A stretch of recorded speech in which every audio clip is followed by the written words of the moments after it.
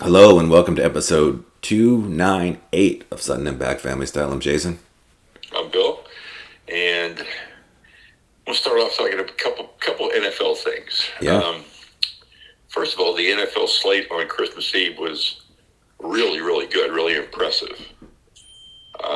Great games all day, but it kind of led to the triple header that they were promoting to go head to head with the NBA. I thought was lacking. Well, I mean, if you thought you had, those games at the time that they picked them were probably pretty good. Oh, yeah.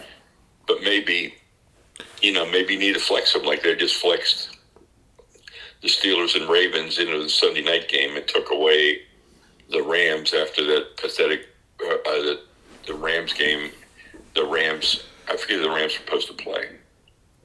Oh, Sandy. No, I don't know who it was, but yeah. But I mean, but if you might have been the Chargers, but the Chargers are on again tonight. They've been on a lot of prime time, so maybe that's why they took them off. But that could have been they decided that, and this game has more meaning. The Rams Chargers don't have much meaning. So we'll see.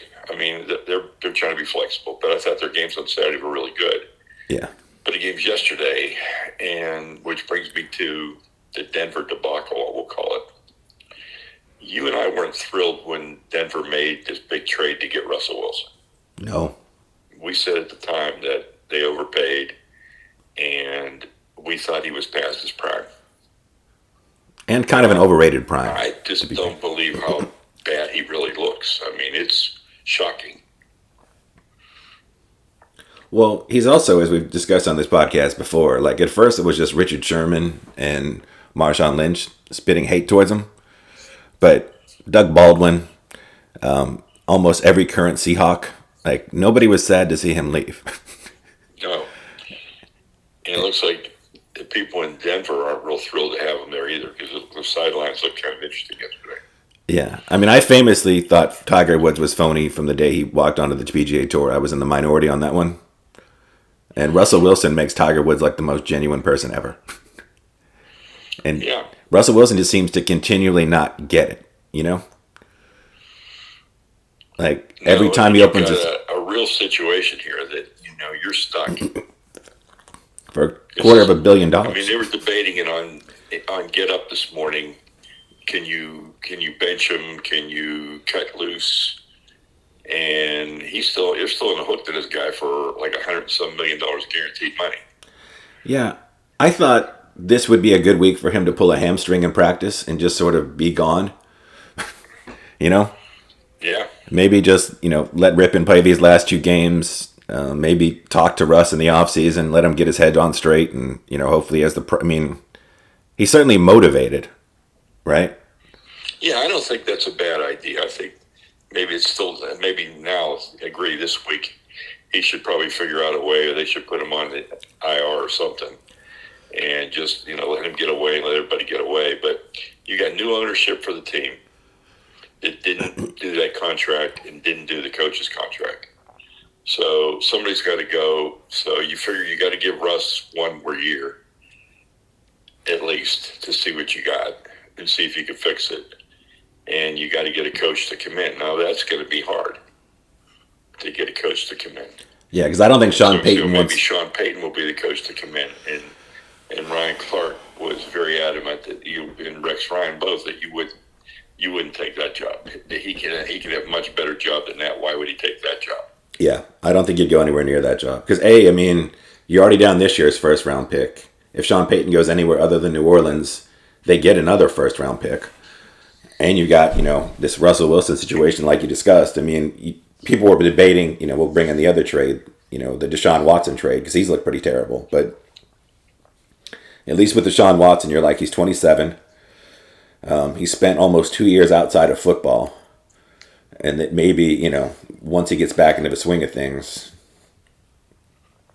Yeah, and you weren't getting it back till 10th game this year, so maybe, you're going to get whatever you got. Yeah. And you're just kind of playing through it. Because Russell Wilson, he had... Yeah, it's too early to flush that one, but early returns aren't good. No, but Denver... This other one looks pretty bad. Especially because he wasn't very good his last 3 seasons in Seattle when he still had DK Metcalf and Tyler Lockett at wide receiver. It wasn't like the cupboard was bare and he was just trying to do it all on his own, Yeah. No, it was sad to watch yesterday. And in that same game, Baker Mayfield looks like possibly a nice reclamation project. Well, he's got the right coach to be reclamated, yeah. Yeah. I mean, like if you're asking, I would be more optimistic about Baker Mayfield's future next year than I would about Russell Wilson's future. Yeah. And who would say that? But now, after seeing them go head to head, I mean, it just seems like Carolina was not a good spot for him to end up in. No. So that was a bad situation. And then the Browns had already decided he wasn't the guy, and he went through so many coaches and everything. So maybe, I don't know, maybe he's a Kurt Warner kind of a story. And with Baker, again, like Deshaun Watson, Baker's in his early or late 20s. And the best contract he can expect next year is probably like that 2-year deal that the Steelers gave Mitch Trubisky, So you're going to get him on the cheap no matter where he goes. And he's probably going to stay right where he is. Yeah. Because Matt Stafford, who knows how long he can play. Yeah. I mean, that's a pretty good. Those elbow injuries are tough to come back from. There. And he's taken a lot of abuse for all the years he was in Detroit. A lot of physical abuse and everything, and so we'll see where that ends up. I mean, I guess the biggest story of yesterday, though, that actually had playoff implications was Tua breaking down in the fourth quarter against Aaron Rodgers and the Packers, who were still alive. Right? Yes, barely alive, but alive. And Tua, the Dolphins have now lost 4 straight games. And Tua threw 3 picks in the fourth quarter, and 2 of those picks were pretty horrendous. Yes, they were. And it's hard to argue because he's been really good this year. I think he's a leading Pro Bowl getter. He's got stats to look up. But even early in that game when he threw that ball to Tyreek Hill, that ball was short. Yeah, he was just so wide open he could wait on it. Yeah, but if he puts that ball out, if he throws that ball where it's supposed to be, that's a touchdown. And I know they scored a touchdown on the next play with the running game, but if you're Tua, I don't, and these Dolphins, you're on the outside looking in. And I guess that brings us to our Steeler moment, who are now somehow in playoff contention. Unless the Chargers win tonight. Does that knock them out? Yeah. Oh, officially it knocks them out? Okay. If the Chargers win, if the Dolphins won yesterday and the Chargers won today, it knocked them out. Well, the Chargers are going to win today because they're playing the other team that's collapsing down the stretch, which is good because I have a bet for Jacksonville to win the AFC South. And yeah, and again, Jacksonville looks really good. Trevor Lawrence. It's nice to see Trevor Lawrence looking like the guy that we've been hyped for 4 years coming into the NFL, right? Because again, situation. I mean, Urban Meyer was the wrong guy in the wrong place. Yeah. And really the wrong time when you get a quarterback just coming in his first year. Terrible. Yeah. And you got a great coach now.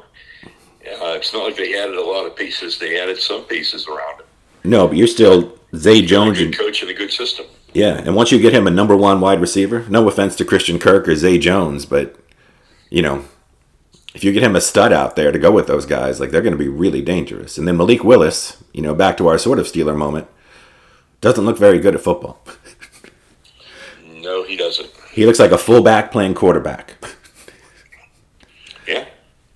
And, that's not great. And again, they said coming out, he was 21 years old. He had all the physical tools, but was incredibly raw, so you wouldn't expect to see him on the field. But when your other sports shows are debating would Malik Willis or a one-footed, on one crutch, Ryan Tannehill be a better for you?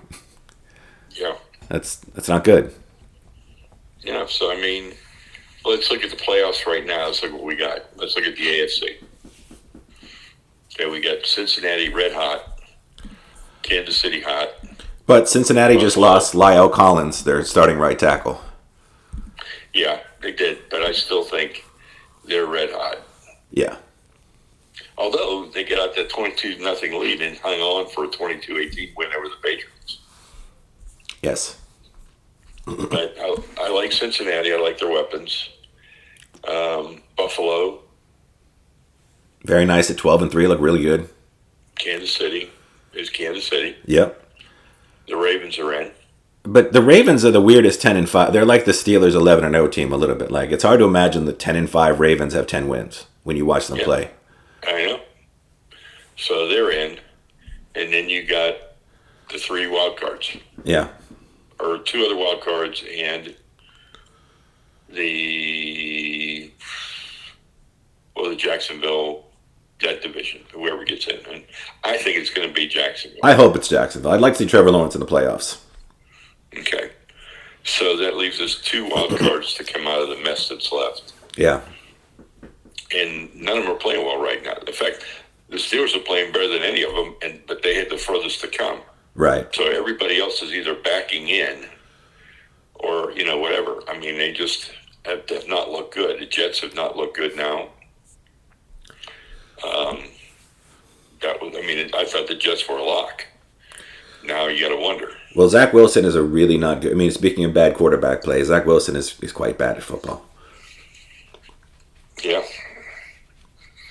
Yeah, he is not. And the Jets that means they missed on 2 top 3 quarterback picks. Yep. With Darnold and now Zach Wilson. Yeah.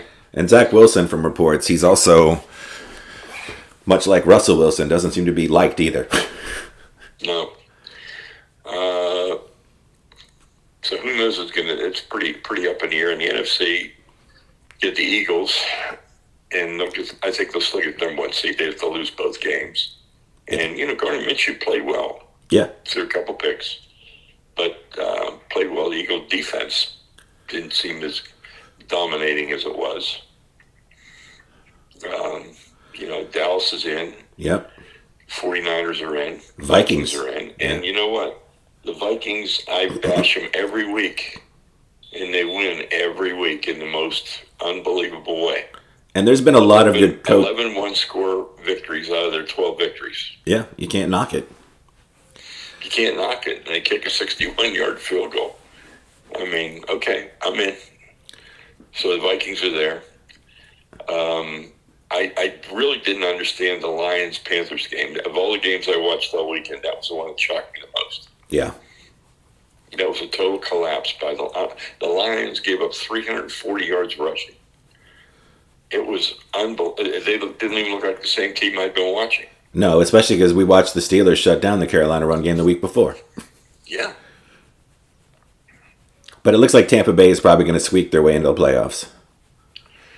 Yeah, I mean, that was a horrible game last night. I watched a little bit of it and I had to turn it off. And then it looks like, another team getting in, and I think coach of the year has got to be the New York Giants head coach. That team they have no wide receivers. And Daniel Jones, a quarterback. And really just unremarkable across the board. And they're 8-6 right now. They're probably going to make it in.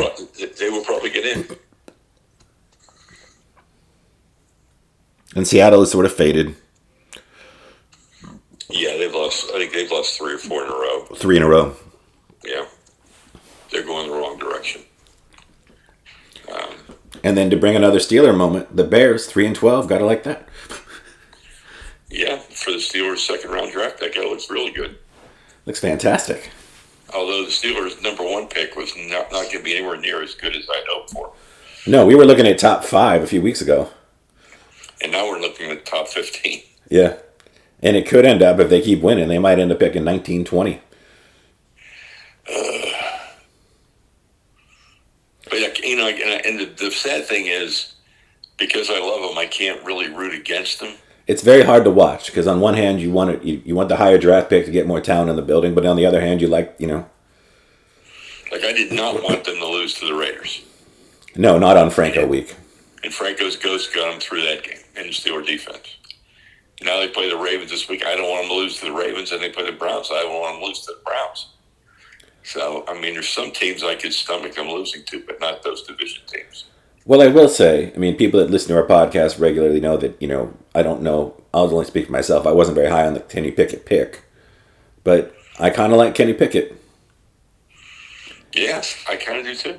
I don't know if he's, he's obviously, I don't see him ever in that, Mahomes, Josh Allen, elite quarterback tier, but I think he's good enough with his poise and his decision making, and get a better offensive coordinator in there. And I could see that, with everything else around him, I think he could be in that. He won't lose you a game or a Super Bowl. He's got, Do you think he's like a Kirk Cousins? I'm hoping he's more like a light Tom Brady. A lot of moxie, good decision maker, a little bit fiery when he needs to be. Like never, I'm not putting him in the same, I mean, I just meant, hopefully more in those lines of, because Brady doesn't have the best physical skills either, right? Yeah. Brady doesn't have a cannon arm. Brady doesn't have, obviously Pickett's a much better athlete as far as moving his feet. But he seems to have a little bit of that leadership and moxie, which is why you drafted him. And again, like I said, I think if they had prepped him from day one, instead of having this... he'd be further along, is the question. And I think the Steelers would probably... He does look decisive, and he does whip the ball. And like I said, I think if they had, from day one, they were like, we drafted you in the first round as a 24-year-old leader. We're putting you in our starting quarterback. You're getting the first team reps. I think they might be in the playoffs right now. As opposed to on the outside looking in. The T.J. Watt injury was big, though. Yeah, the T.J. Watt injury was big. But, I mean, if you're this is our positive Steeler moment. I like Pickett. I like the Najee Jalen Warren combination. Freiermuth's a really nice tight end. And, some combination of Pickens, Deontay Johnson, maybe Calvin Austin, who was, their third-round pick who didn't play all year from last year. Steve Sims, and maybe a third or fourth-round pick this year. And you got a nice wide receiver core. The defense, you need to beef up the defensive line. Although, DeMarvin Neal looks pretty... Or Neal? Yeah, Leo. I like that guy. There's pieces in place. Yeah, there are. There are pieces there. They're still not where I like them to be on the linebacker end, so we'll see where that goes. Yeah. But, I mean, Highsmith had a really nice year, especially with all the Watt injuries. Yeah, he really did. I mean, you'd still like a third guy in that rotation. You'd like one stud. Because I feel like you've got a lot of 2 and 3 inside linebackers in your 3-4. You don't have the guy. Yeah. I thought Miles Jack would have a better year than he did. Yeah. He still made a lot of tackles, but, I mean, he hasn't been the dominant player that I thought he could be. That I thought he would be playing with that defense. Yeah. Let's move on to some NBA. All right. I told you offline that I'm enjoying the jawing back and forth between John Morant and the Warriors. But as the Warriors aptly pointed out, it's not a rivalry, and until you win something, you can't call it a rivalry. And we don't really consider them rivals. Yeah, and especially because, like I said, we talked offline. Like since John Morant has been in the league, he's been talking Warrior trash, and the Warriors have won a chip since then. And I think they've destroyed the Grizzlies almost every opportunity they've had. So at some point, it just becomes a lot of yapping. Yeah. But like I said offline, I really enjoy watching him play. I definitely enjoy watching him play. Well, if you watched the other game yesterday, or one of the other two games, you got to see the current two-time NBA champion, or NBA MVP, with the number one record in the West, get another ridiculous triple-double. Yeah, he's just effortless when you watch his passes and everything. He just has great court vision and great court sense. I mean, he had 40, 15, and 15 in overtime win against the Suns to give them the best record in the West. And before that, he had 50 and 25? The first guy since Wilt Chamberlain to do it. Yeah, he's ridiculous. I mean, he's playing really well. Yeah. I mean, sadly, no matter how well he plays, the media will not give him a third MVP.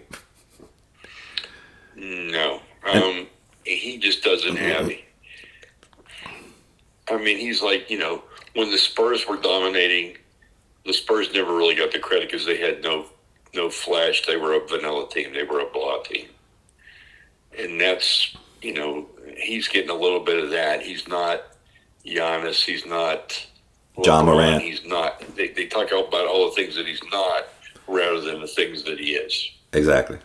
And again, that's a shame. As we discussed on the show too, I feel like you should only be able to win one MVP before you get a chip.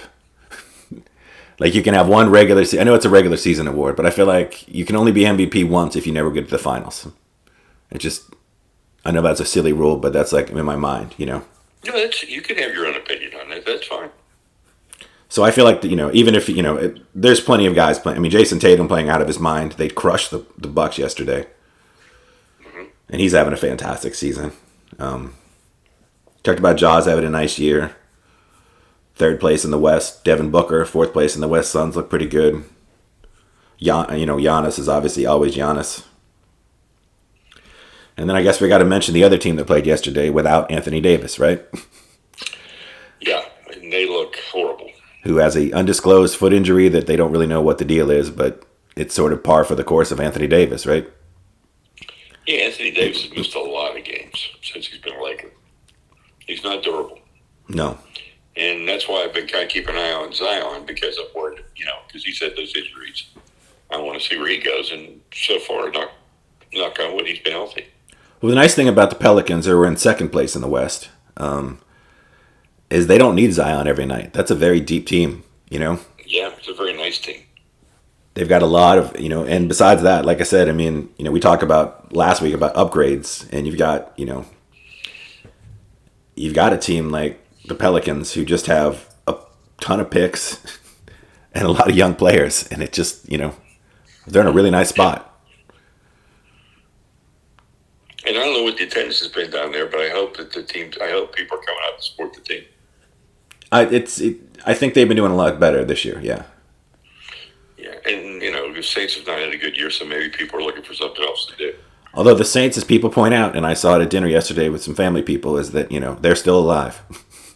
They're still alive. They love the Saints just like we love the Steelers. Yeah, and much like the Steelers, Very passionate fan base. They're on the outside looking in, but still technically alive. And then the other NBA story I wanted to bring up is that, in fourth place in the East are the Brooklyn Nets. Yes. Who are playing, Kevin Durant, once again, is playing. Again, I don't feel like people like him enough now that he would get the MVP, but he's playing at an MVP level. And they're only 2.5 games back of the Celtics right now. Now, and Kyrie's playing well, and he's been quiet. Yeah. He's been, pretty much just been a basketball player since the last incident. And they've got a good roster. I mean, there's no question. Yeah, they do. They could be good. They've just always had the ability to self-destruct.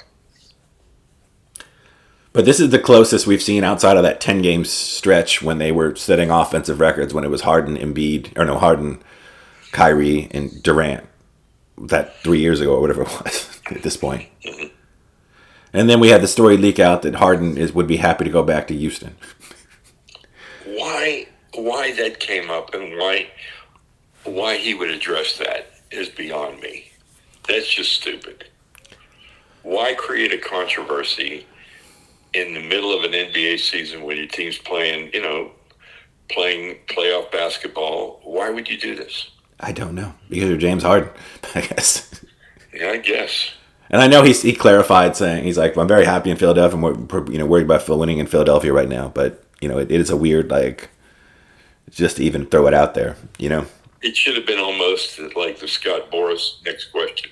Yeah. Kind of thing. Just when that was that next question. He should have been like, we're in the thick of we're 3 games back in the East right now looking for an NBA championship. I'm not worried about the, even along those lines. Yeah. But speaking of what ifs, just because I thought about this after that thing. If you remember, the Sixers could have traded Ben Simmons, kept Steph Curry, kept their picks, and ended up with Tyrese Halliburton and one other Kings player. Yeah. I mean, you have to, I know Daryl Morey was in love with James Harden and they have some sort of weird connection and he was going after Harden no matter what. But you look at the Sixers now, and as well as they were playing before the James Harden trade with Curry and whoever else they gave up in that trade, you kept Curry, you kept all your picks, and you added Halliburton and Buddy Hield or Halliburton and, whoever else that was. That's probably the best team in the East. I would say it would have to be, it would be something the Celtics would be concerned about. I don't think it'd be better than the Celtics, but they'd be close. Yeah. Because you never know how those guys are going to mesh together on a team. But on paper, that would be a dynamic roster.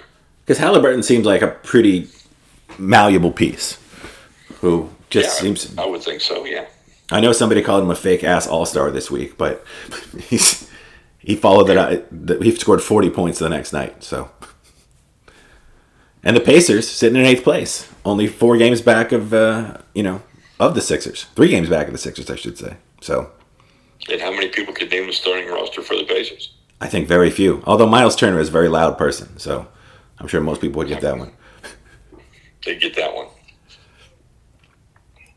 And I think everything else in the East is played out pretty much. I mean, the Bulls, I think, would be the most, disappointing team, right? Yeah, and that looks like some internal combustion kind of a thing. Yeah, because that thing's going to get blown up. Yeah, and the Heat haven't played as well as I thought they'd play. No, but the Heat have, snuck themselves back into 9th place, back in the play-in situation. So yeah, I expected them to be no worse than 5th or 6th. Yeah. Just because they're the Heat, I would expect more. And the Magic have been nice. The Magic have been fun to watch. Yeah, like I said, the Magic, I think they're the team, like when you look at teams that have losing records right now, I think, it's them and Oklahoma City are the 2 teams you're most excited to be right now, right? If you're a fan base. Yeah. Because, I mean, we talked about it a few times now, but Orlando Magic has 2 absolute studs in Paolo and Franz. Mm-hmm. And then they have a couple of other nice pieces, and then, you add somebody else to that mix, and you're right there. Yeah, you are. And if you're Oklahoma City, you're playing well, and you've got a lot of draft picks. Ton of draft picks, and your number 1 or your first-round pick this year was the 2nd pick overall, Chet Holmgren, coming back next year. Yeah. So, I mean, again, those are 2 teams where you're like, if you're the Spurs, who are doing pretty poorly, you're a little bummed out because, and the Rockets. Unless you're thinking Frenchman. Unless you're thinking Frenchman. And the Pistons, I think the Cade Cunningham news is a real bummer. It is a real bummer, but it, again, puts them in position for number 1 pick, too. So. Yeah. But you just worry because, I mean, I've heard some talk that they're worried about long-term effects of Cade Cunningham's injury. So. Oh. Yeah, that's always bad. But he's young, and, he's proven to be a good NBA player, so it's, Yeah. Switching track for baseball a little bit here. Looks like the Giants were smart with the Carlos Correa move. And looks like the Mets are hedging on making that official because of the same reason the Giants didn't make it official. So who knows where that's going to go. I mean, it's a leg injury. He's a shortstop. Let's talk about moving him to third base, which would make sense, but hard to say where this goes. It is. And then a lot of Brian Reynolds rumors out there for the Junkies fans.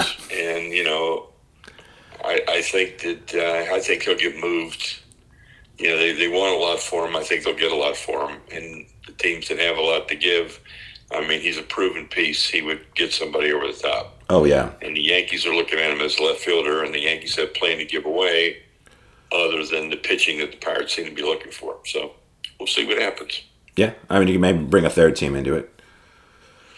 And then I guess probably by the time we talk again on a podcast, 2 games will have been played in the NCAA college playoffs, right? Yeah, next Saturday night. And do we have any other thoughts other than Michigan, Georgia?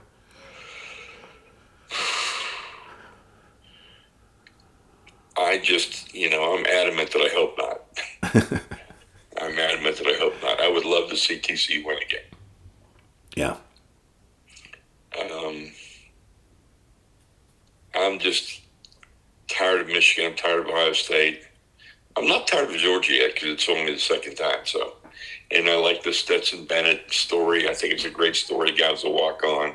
They tried so many times. They tried to put somebody else in there, and this guy just keeps coming to the top. I think there's a lot. I respect that. Yeah, that's exciting. So we'll see where that goes.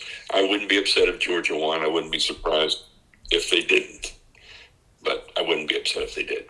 So, but I'm going to root for the TCU upset, even though that's a long shot. But the TCU's been like the Vikings all year, so maybe it's that kind of a year.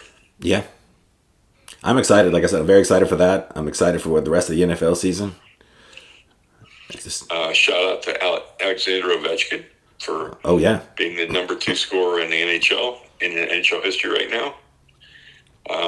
He's fun to watch. I mean, when he gets in his spot and he takes that shot, it's got a really good shot of going in. And it's coming. It just, why can't you stop it? But you can't. Of players I've rooted against, of my favorite teams. He's in the top 5 of scariest players to go against. No question. I have, T Sizzle, Ray Lewis, Yeah. Ed Reed, all make the top 10, and Ovi is definitely in there. Yeah, no question. And somehow T Sizzle might actually be above Ray Lewis and Ed Reed in the scary to go against for the Steelers anyway. Yeah, because he used to knock out people. He knocked people out. Like he picked off Ben Roethlisberger like 3 or 4 times on screen passes. Like that guy just had their number.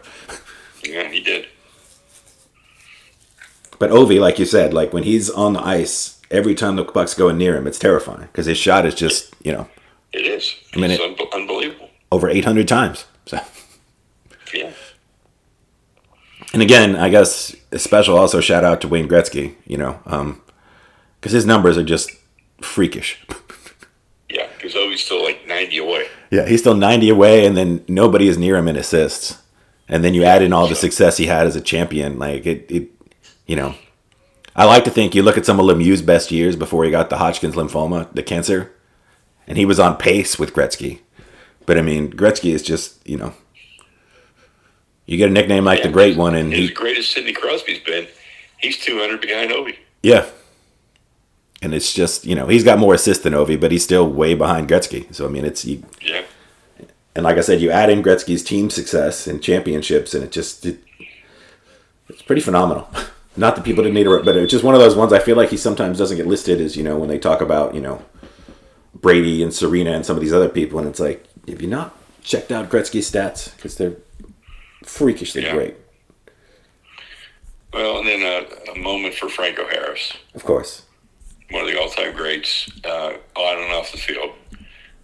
Tragic loss, shocking loss. But, if you're going to go out, dying in your sleep has to be high on the list. It's high on the list for sure. Yeah. And so, it was very touching, and it's a shame he wasn't there with, on the night he was going to be honored. That was just really, bizarre how that timing worked out. But that's what it is. And it was, again, obviously watching the Steelers win, everybody came wearing a Franco Harris jersey. He had some nice, runs. That was classy. Not the greatest Steeler running game ever, but, Najee looked pretty good at times. So. And I posted a picture of myself wearing a Franco jersey that night watching the game. In fact, I'd forgotten that I still had. Jason had bought it for Christmas a couple of years ago. And I whipped out my Franco jersey. So there's a picture on my social media with me wearing my Franco jersey watching the game. Yeah, it was lovely. Yeah. So entertainment-wise, we both watched Glass Onion with Daniel Craig in the Knives Out series, which is kind of like an Agatha Christie series. Very much so. You could say. And, that was enjoyable. It's a good 2-hour plus movie that goes by pretty fast. Yeah, it's a very fast. Good story. It's a very fast 2 hours. I will definitely say that. For a 2-hour movie, like a lot of times you watch it and you're like, this is just dragging. But I thought that was over just like that. So. Yeah, that was good.